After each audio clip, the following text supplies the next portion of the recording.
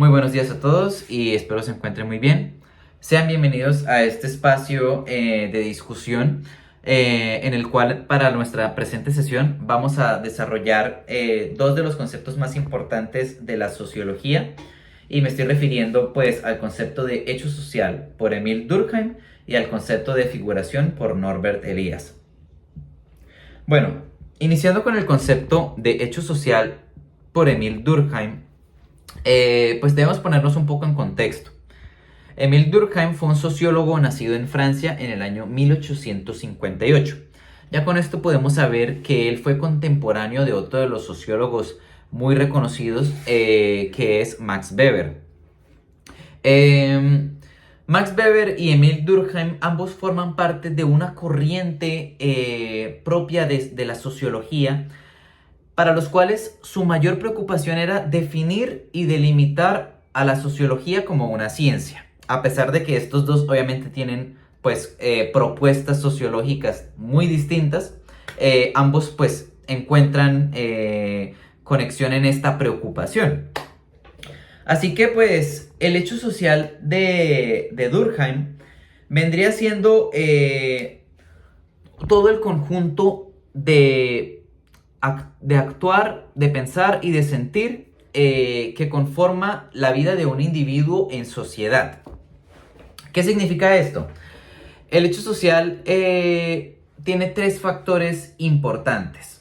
Primeramente, el hecho social es externo al individuo, lo que significa que independientemente de la participación del individuo en sociedad, es decir, desde antes de su nacimiento y posterior a su muerte, el hecho social existe y seguirá existiendo. El segundo factor del hecho social es que éste posee un poder coercitivo, lo que hace que en el momento en el que el individuo empieza a formar parte de la sociedad, éste se ve sometido a realizar básicamente activamente estos hechos sociales, ¿sí? Y el tercer factor vendría siendo que el hecho social tiene un factor repetitivo, lo cual hace que este sea colectivo, que este tenga una escala colectiva y que no estemos hablando nada más a una escala individual, como para pensar que estamos hablando de hechos propios de la psicología y demás. Entonces, por el hecho social, básicamente podríamos entender patrones de comportamiento, tradiciones, religión, cultura. O sea, tenemos dos tipos de hechos sociales. Tenemos a los hechos sociales materiales, que vendrían abarcando instituciones como las escuelas, las universidades y demás, que pues terminan siendo aquellas que se encargan de facilitar esta transmisión de conocimiento al individuo. Y los hechos sociales inmateriales, que vendrían siendo todas las representaciones colectivas, como las ideas o los ideales, la lengua, el idioma y demás construcciones mentales. Básicamente, a la propuesta de Emil Durkheim, que de hecho él la propuso en el año 1895, en su libro Las reglas del método sociológico, es que no se expresa realmente un cambio o un dinamismo en esto, ni tampoco se ve ninguna libertad por parte del individuo en su comportamiento. Esto significa que se mantiene siempre igual. Si seguimos lo que dice Emil Durkheim, pues el individuo no afecta realmente a estos patrones de la sociedad porque son inherentes a él. Entonces, partiendo de esta crítica, es que más adelante podemos encontrar otro grupo, otra corriente sociológica, a la cual llegaremos más adelante en un momento, que digamos que ellos terminan complementando estas propuestas como la de Emil Durkheim.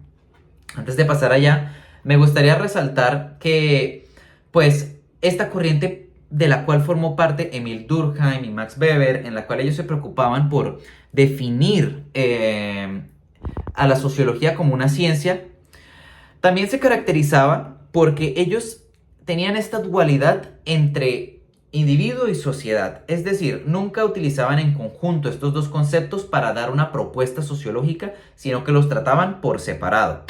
Es decir, Si miramos el caso de Max Weber, él tenía, su gran propuesta era la del concepto de acción social, la cual nos decía que esta tenía un fin que tenía su origen en el individuo y que tenía que tener un impacto en la sociedad. Es decir, el conocimiento y las acciones, los sentires y demás tenían un origen en el individuo y una posterior repercusión en la sociedad.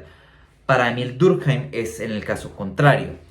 Es en la sociedad que hay un impacto posterior en el individuo y una influencia.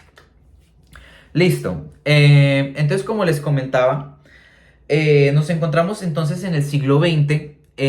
Para el año 1939, el sociólogo Norbert Elias, que va a formar parte de la sociología contemporánea, va a realizar una propuesta sociológica que va a terminar teniendo un impacto crítico en las teorías sociológicas de los modernos, es decir, de Max Weber, Emil Durkheim. Y pues Norbert Elias va a terminar generando una propuesta con la cual quiere enlazar y digamos que generar una unión entre estas dos corrientes de la sociología. Aquellos que la explicaban enfocándose en el individuo y aquellos que la explicaban enfocándose en la sociedad. Norbert Elias es por eso que propone el concepto de figuración. Cabe mencionar que Norbert Elias también trabajó conceptos como el de la civilización y el de la cultura, dado que pues él fue un sociólogo alemán, pero también tuvo que vivir en Francia e Inglaterra. Estas dos últimas sociedades son las que le permitieron trabajar este concepto de la civilización, enfocándose en las civilizaciones europeas. Y el concepto de cultura, pues lo trabajó desde la cultura de la cual él provenía. Recordemos que Norbert Elias fue nacido en Polonia, pero en su momento formaba parte del Imperio Alemán, por lo cual estaba mermado por esta cultura nacionalista alemana. Listo. Entonces, el concepto de figuración de Norbert Elias es una alternativa, es una herramienta teórica que él propone con la intención de entender que tanto el individuo afecta en la sociedad como la sociedad afecta en el individuo de manera simultánea. Si queremos explicar esto desde un ejemplo contemporáneo y actual, podríamos hablar de cómo funciona un emprendimiento. El dueño del emprendimiento necesita de sus trabajadores para que el negocio funcione y prospere, mientras que los trabajadores necesitan al mismo tiempo del dueño porque es él quien va a darle su salario y su estabilidad económica. Entonces, esta propuesta de Norbert Elias, de hecho, es bastante distinta a las anteriores porque aquí ya hay un dinamismo, ya hay un cambio, una transformación.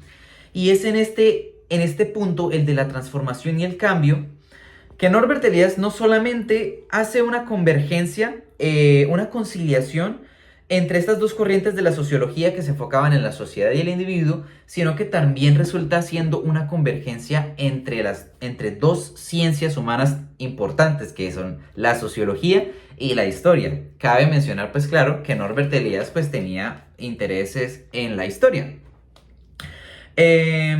Así que pues en este punto me gustaría responder a la pregunta de ¿cuál de estos dos conceptos considero yo que es fundamental para la investigación histórica?